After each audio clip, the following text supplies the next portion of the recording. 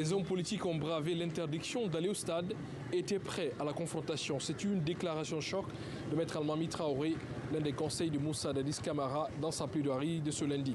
L'avocat a aussi rappelé les gestes du président de la Junte d'alors en faveur des victimes au lendemain du massacre. Il avait ordonné la prise en charge des victimes, décrété 2 jours de deuil national et avait mis en place une commission d'enquête nationale. Oui, tout à fait. Vous savez, au cours de ce procès, quand vous dites que le capitaine a donné des armes pour aller massacrer les gens au stade, mais vous devez donc dire quel type d'armes, quelles sont les caractéristiques. Toutes les armes sont numérotées.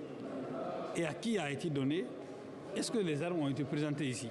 C'est facile de dire que quelqu'un a donné des armes pour aller tuer les gens. Donc cette preuve-là n'a pas été présentée à cette audience.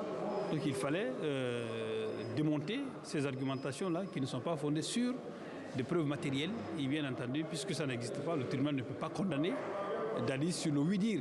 Le oui-dire ne peut pas partie des modes de propre par notre code de procédure pénale. Confiant pour votre client?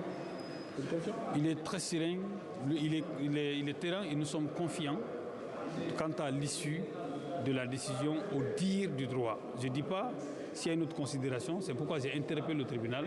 Nous attendons d'eux qu'ils appliquent la loi. Les conseils des Dadis affirment qu'il n'y a pas de preuves physiques qui inculperaient leurs clients.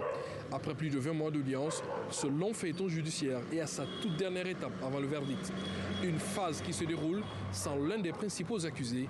On est toujours sans nouvelles du colonel Claude Pivet depuis son évasion de la prison en novembre dernier.